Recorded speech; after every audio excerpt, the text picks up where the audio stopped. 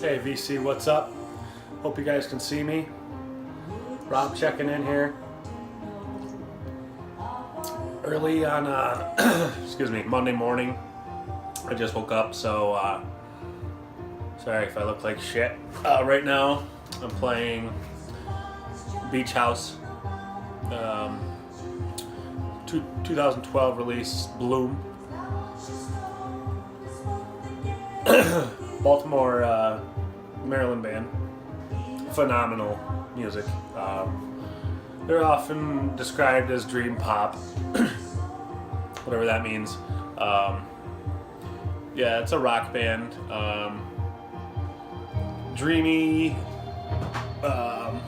guitar, synthesizer, really good. I listened to that a lot when it came out, and then kind of took a break. I haven't listened to it in a few years, and then I just grabbed this copy, and it's better than I remember. This is a fantastic album. So yeah, Beach House, Bloom. You should listen to it. I got a little stack of like 15 records here. I'm going to show you guys a few Discogs purchasers. The large majority of them are used records I got from a local library sale a couple weeks ago. Mostly, I guess most of it's probably classic rock I didn't have. But then I got a couple new releases, and I'll probably fly through this. I have more records I wanted to show. It's been a while. I haven't been able to make a video in a while, so this will be part one. This will probably be part one.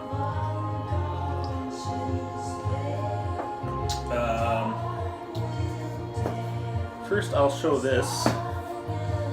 The Chameleons, also known later as the Chameleons UK,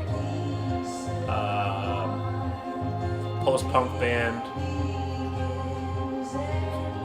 Phenomenal. This is Script of the Bridge. Mark Burgess, right there, on vocals and songwriting duties. The guitars on this are top-notch. Dark, moody, gothic, post-punk, circa 1983, I think, somewhere in there. Every song on this is awesome. My favorite being probably Second Skin, Monkey Land. Every song is fantastic on this. The Chameleons. Had to get this reissue. Very happy with that. A little jazz. I got a 80s reissue of Time Out, Dave Brubeck Quartet.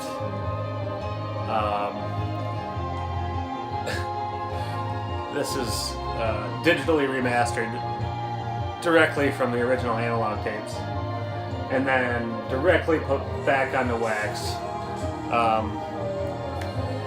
Don't ask me why this is the 80s. I think I got this really cheap on Discogs. I can never find an original or a really old pressing of this, so I got this for a few bucks.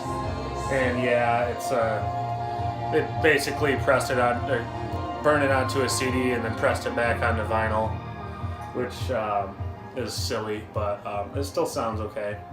Sounds fine. Of course, Dave Brubeck, I think you guys have all heard this.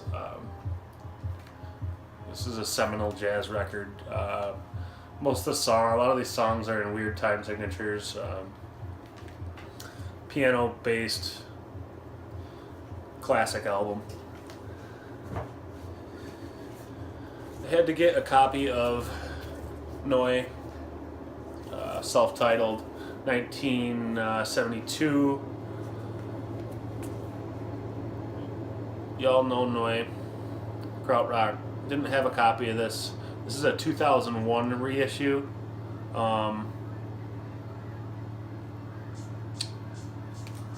I love this album.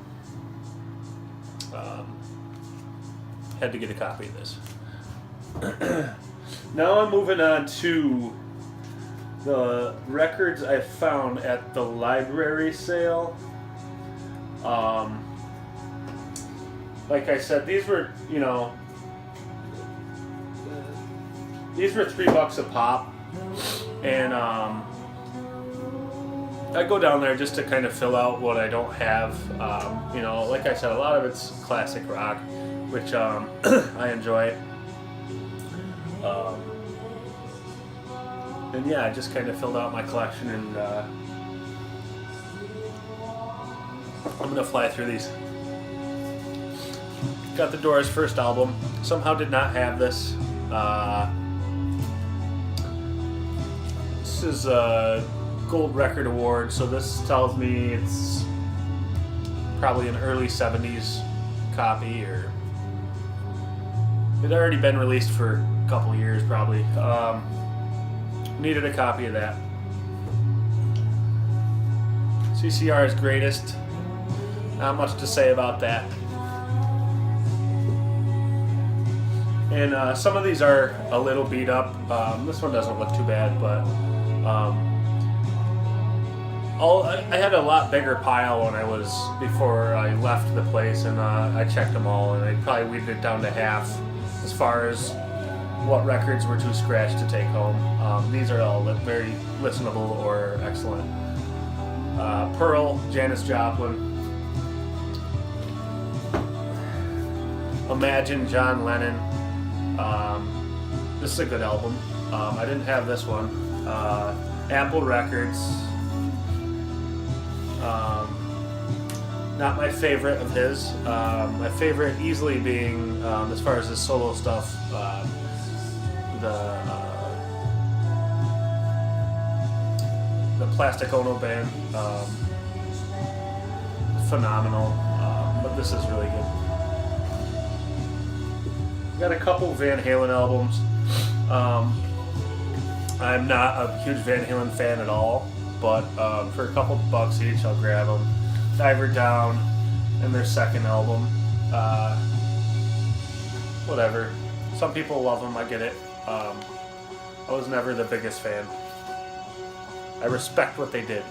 I know, I understand what they did for rock and hard rock, and the guitar in particular, and showmanship, and stage ethics, and what became of 80s, you know, that they helped create an entire genre of music. I like Van Halen. I don't love them. Eraser, Chains of Love. I didn't even mean to put that one in there. This one's cool. The Jimmy Castor Bunch. I showed one of these in my last video. Great, you know, 70s soul, funk, saxophone kind of stuff. Jimmy Castor. So I haven't listened to this one yet, so I'm curious what that one's all about. Looks pretty cool.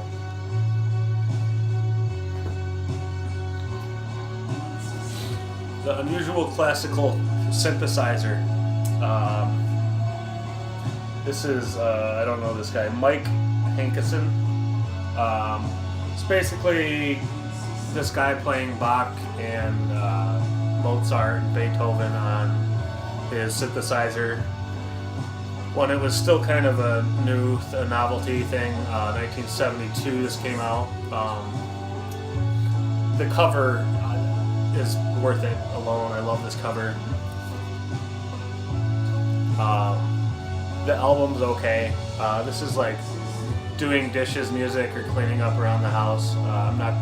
This isn't like delve deep into this thing. It's interesting.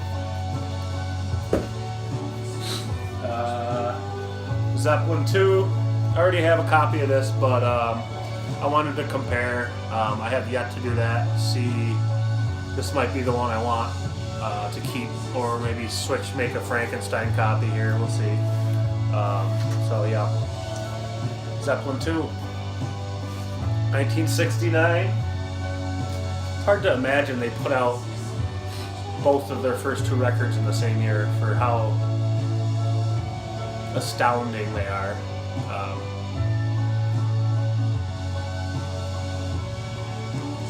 They had a good run of records there. Yellow Submarine.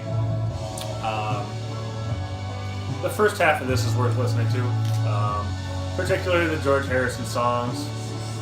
It's All Too Much. It's probably the best song on this. Hey Bulldog, okay, good song.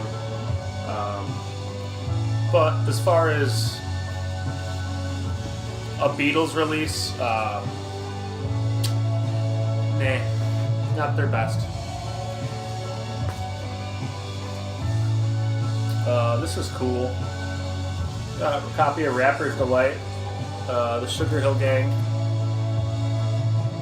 on Sugar Hill Records. Of course, one of the first rap singles. Taping in at 15 minutes on the money. That's a long single. Sugar Hill Gang, of course, out of New York City. I've been wanting a nice copy of this. It's kind of just seems like I should have one. So I was glad to find that. A very nice copy of this. So, yeah. Sugar Hill Gang. And it looks like just 2 more here. Just a couple new records I grabbed online. I'm going to show you guys this one because it's got pretty cool picture disc. You know, it's not really my thing normally, but this is probably my coolest one. This is Vince Staples, rapper out of California. His new album, Big Fish Theory. So that's a good album. Kind of, if you like hip hop, if you like weird dance music, like he kind of throws on some like avant-garde kind of European dance music. I would call this experimental hip hop. This album, anyways. I like this a lot. It still booms, but it's weird enough to not lose my attention. A lot of rap music does that. So, and last but not least, I grabbed a copy of the Black Keys Turn Blue 2014. Not even close to being my favorite record by them, but it's still pretty good. Produced by Danger Mouse. Who I generally am not a huge fan of his production. It's a little too pretty for me, a little too smooth around the edges, bass heavy. But this record's still pretty good. I enjoy it. But like I said, I'm going to... This is part 1. I will post another one, I don't know, maybe today, maybe tomorrow. I have another probably 10 records to show, and I think those ones I'm more excited about. So yeah, tune in, subscribe. Thanks for watching. I'll see you next time.